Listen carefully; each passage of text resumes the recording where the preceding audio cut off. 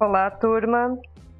Nós estudaremos nesta aula, então, os números decimais, né? Mais precisamente as multiplicações e divisões por 10, 100 ou 1000 e cálculos de porcentagem, tá? Esses conteúdos, então, são referentes aos módulos 14 e 15 do caderno 2, ok?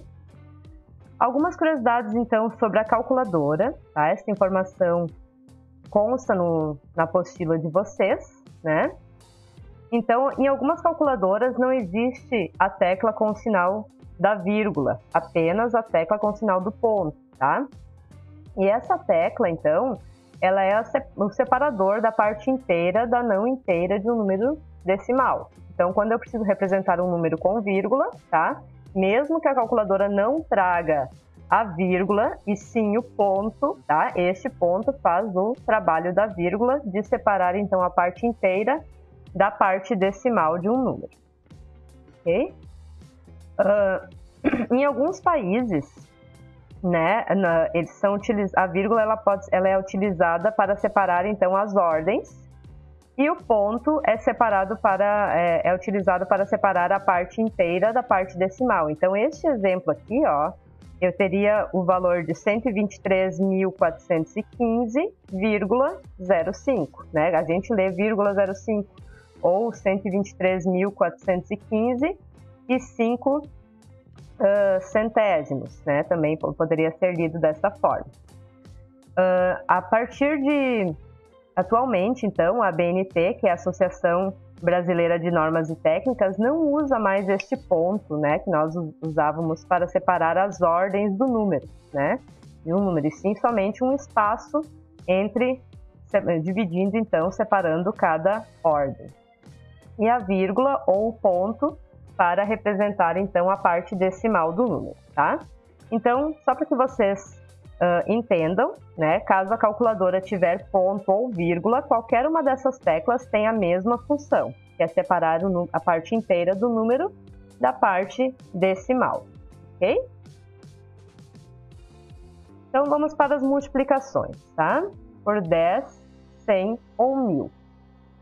Quando eu tenho um número inteiro multiplicado por algum desses valores aqui, basta acrescentar o número de zeros, tá, que este número tem, ao número que está sendo multiplicado. Vamos observar alguns exemplos, então. 85 vezes 10, tá? O 10 ele é composto por um zero, basta, então, após o 85, acrescentar um zero.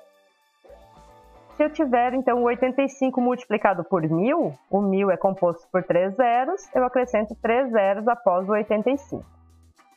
Se esta multiplicação se der, tá, por um número decimal, nós deslocamos a vírgula para a direita, tá, o número de casas correspondente ao número de zeros que tem o número a ser multiplicado, tá? Se terminar, então, as casas, né, se terminar os algarismos, então eu acrescento zeros e a vírgula desaparece. Observem alguns exemplos aqui. 32,45 vezes 10. O 10 tem apenas um zero, esta vírgula é deslocada para a direita, né? Porque o número está crescendo, uma casa apenas. Então, resultado, 324,5. 45,1 vezes 10, ó, a vírgula também deslocada uma casa para a direita. Neste caso aqui, ó, pessoal, a vírgula fica atrás do número 1, então ficaria 451,0. Mas essa representação do vírgula zero não é necessária, então, por isso que a vírgula aqui desaparece, tá? Então, 451 seria o resultado.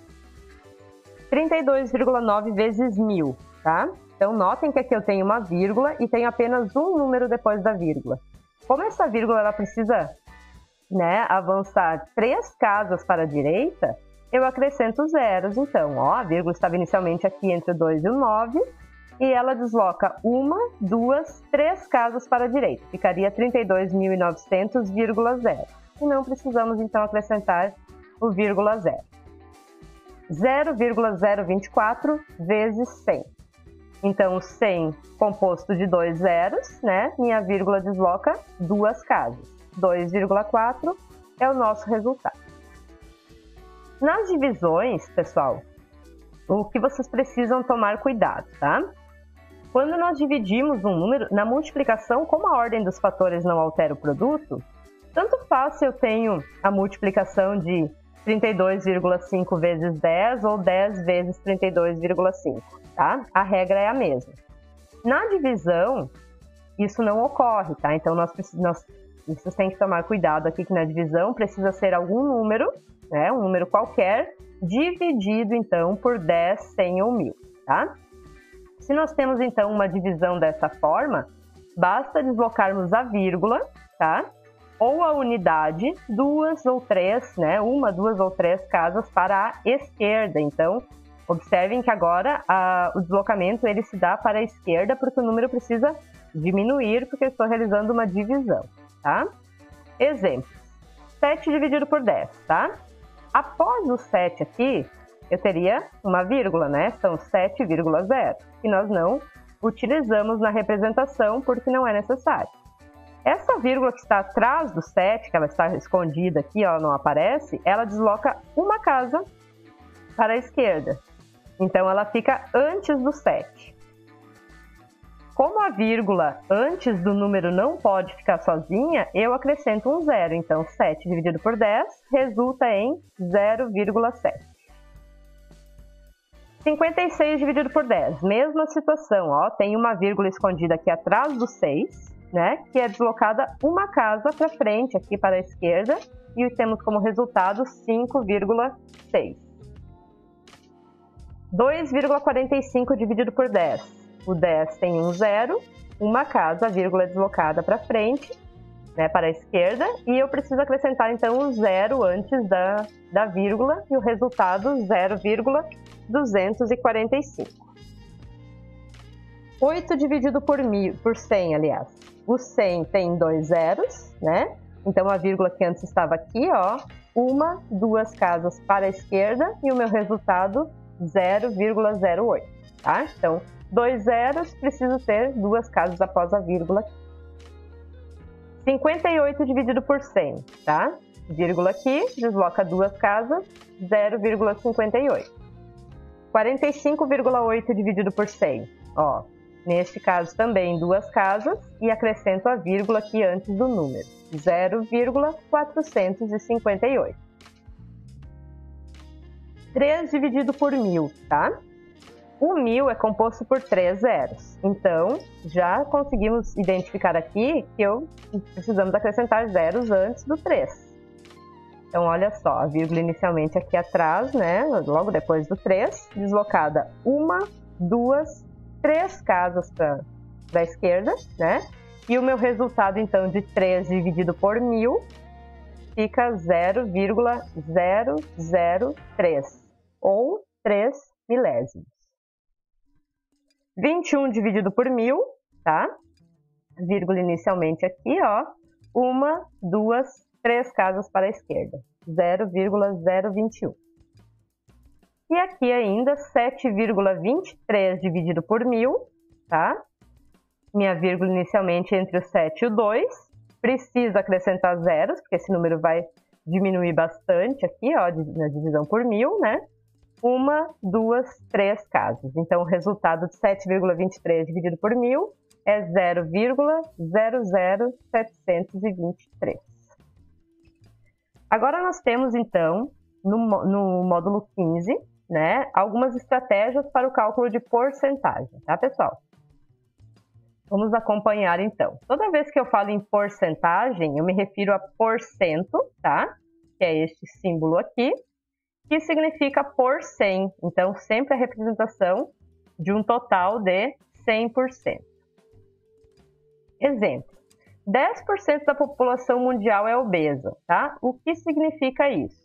Que em cada 100 pessoas, 10 são obesas. E em cada 10 pessoas, uma é obesa, tá? Essa representação, ela pode vir em forma de fração, né? Então, sempre por cento representa por, né? Dividido por 100. 10 dividido por 100. E isso aqui é o mesmo que 1 dividido por 10, 1/10, né? Eu posso representar, então, dessas duas formas, os 10%, tá? E em números decimais, 0,1, né? 0,1 ou 0,10. Esses dois valores aqui, ó, representam a mesma quantidade, porque esse zero aqui, no final, aqui, como eu tenho uma vírgula e um número e o zero no final, ele perde valor. Então, 0,10 ou 0,1 representa a mesma quantidade, tá? Então, aqui é o que nós acabamos de ver antes na divisão, né? 10 dividido por 100. Então, ó, o 100 tem 2 zeros, a minha vírgula precisa avançar, né? 2 casas para a esquerda, então 0,10. No caso aqui, 1 dividido por 10, o 10 tem um zero só. A vírgula está inicialmente aqui, ela avança uma casa, 0,1, certo? Algumas equivalências, então, de porcentagem, que é para facilitar os cálculos, né? 100%, então, sempre corresponde ao todo, é sempre o meu total, tá? 50% seria a metade do todo. 25% corresponde à metade da metade, ou ainda a quarta parte. Por que quarta parte, tá, pessoal? Porque se dividirmos 100 por 25, dá 4, tá? Então, 25% é uma parte a quarta parte de 100, tá? 75% corresponde, então, a 3/4, né, do total de 100%, ou a metade, que seria 50%, mais 25%, que é a metade da metade. A gente pode pensar das duas formas aqui no 75%.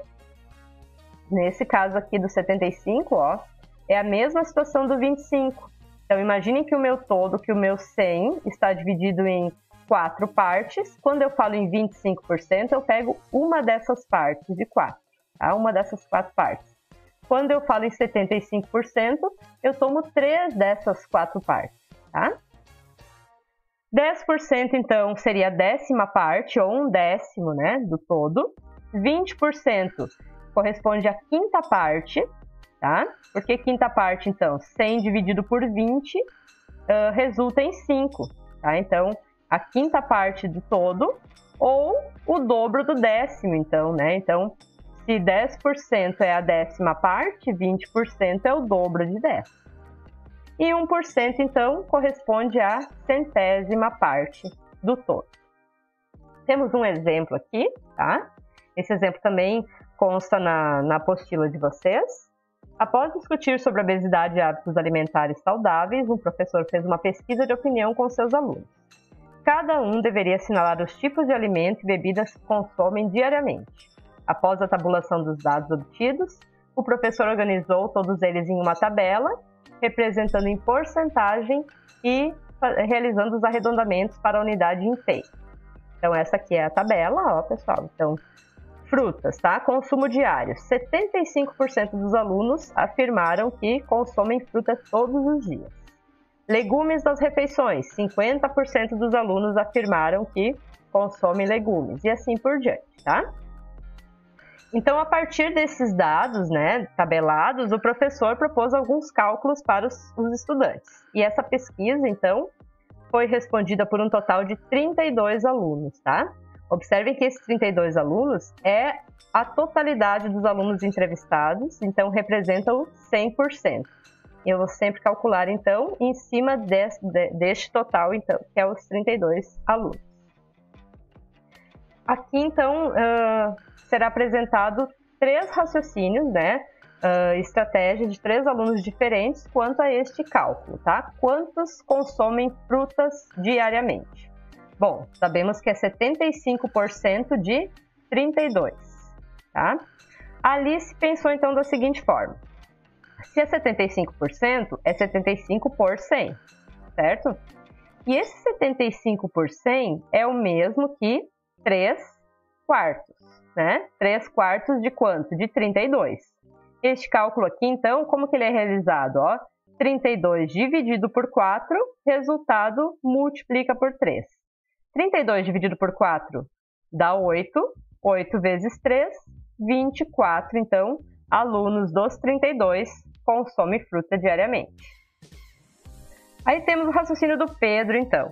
O Pedro, ó, quando foi dado 75%, ele já fez a associação, então, que corresponde a 3/4 do todo.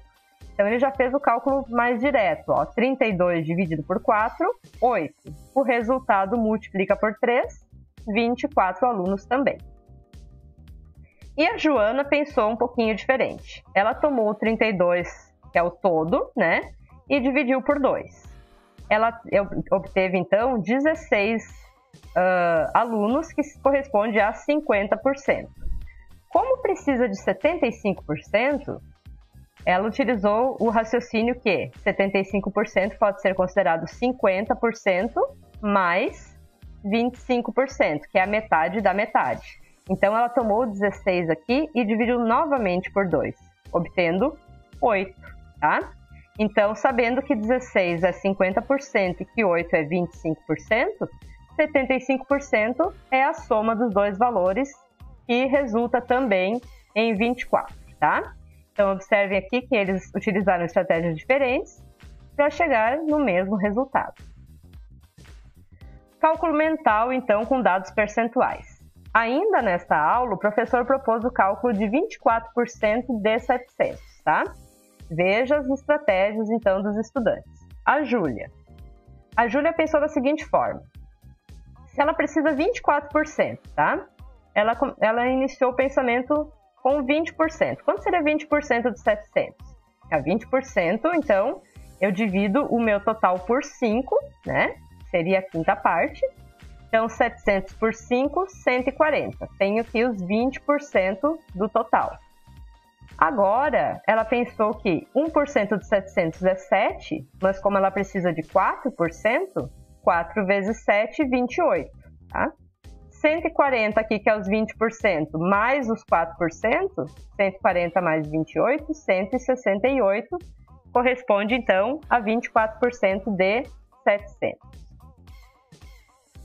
O Rafael pensou, então, que 24% está muito próximo de 25%, né? Que seria dividir os 700 por 4, né? Porque 25% é a quarta parte, né, do total. Então, 700 dividido por 4 resulta em 175. Só que o professor solicitou 24%. Sabendo que 1% de 700 é 7, basta diminuir aqui 7 de 175, obtendo, então, os mesmos 168 que a Júlia encontrou. E agora a estratégia do Matheus, tá? O Matheus decompôs esse 24% aqui em parte de 10 e 1%. Então, 10% de 700 é 70. Como ele precisa de 20% aqui, né? Então, 70 vezes 2, 140. Então, 140 corresponde a 20% de 700. E 1% de 700 ele sabe que é 7, né? Então, 7 vezes 4, né? Porque ele precisa de 4% aqui para completar, para totalizar os 24. 4 vezes 7, 28. Somando os mesmos 168 obtidos pelos colegas, ok? E agora nós temos mais uma estratégia, tá? Nesse exemplo aqui, uma pesquisa realizada com alunos de uma turma revelou que 40% desses alunos precisam passar por uma reeducação alimentar. Se 10 alunos precisam mudar os hábitos alimentares, quantos alunos há na turma, tá? Então, aqui ele já nos dá a informação que 40% corresponde a 10 alunos. E aqui é muito tranquilo de raciocinar, ó, pessoal. Se 40% são 10 alunos, para que eu totalize os 100%, tá? Eu preciso de 40 mais 40 para totalizar os 80, tá? Então, o dobro de 40, que seria 80, o dobro de 10, que seria 20. Então, 80% corresponde a 20 alunos. Falta agora 20%, né? Dos 80 para chegar no 100, eu preciso mais 20%. Então, se 40% era 10, né? São 10 alunos, na verdade. 20%, que é a metade de 40, que é a metade de 10, 5, tá?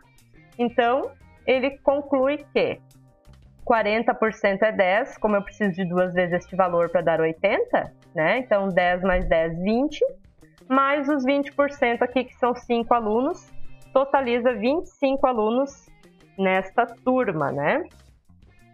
Ok?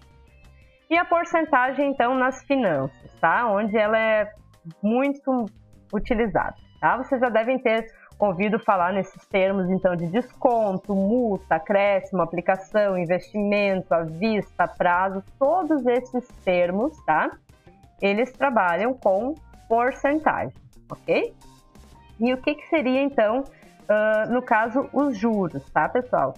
Os juros, então, ele é o preço do dinheiro no tempo. O que significa isso, tá?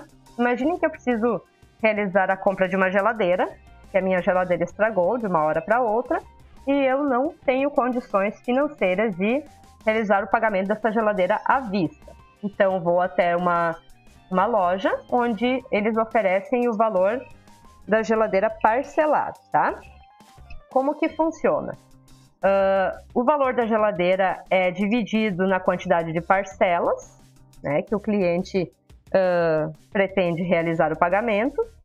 Só que como eu estou levando essa geladeira para casa sem realizar o pagamento total dela neste momento, a loja me cobra um valor a mais, né? Por isso que é chamado de juros, tá? Então, quando totalizar o pagamento da geladeira nas prestações, se eu realizar a soma de tudo que foi pago, dará mais que o valor que seria a geladeira à vista, tá? Então, eu paguei um pouquinho a mais, que é chamado de juros, por ter levado o produto para casa antes de realizar o pagamento total desse produto, tá?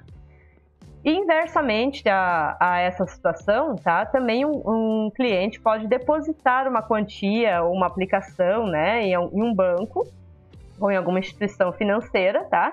E resgatar esse valor, então, depois de um certo tempo, com juros também. Então, neste caso, tá? A instituição que paga os juros para quem deixou o dinheiro aplicado ou depositado lá por um determinado tempo, certo?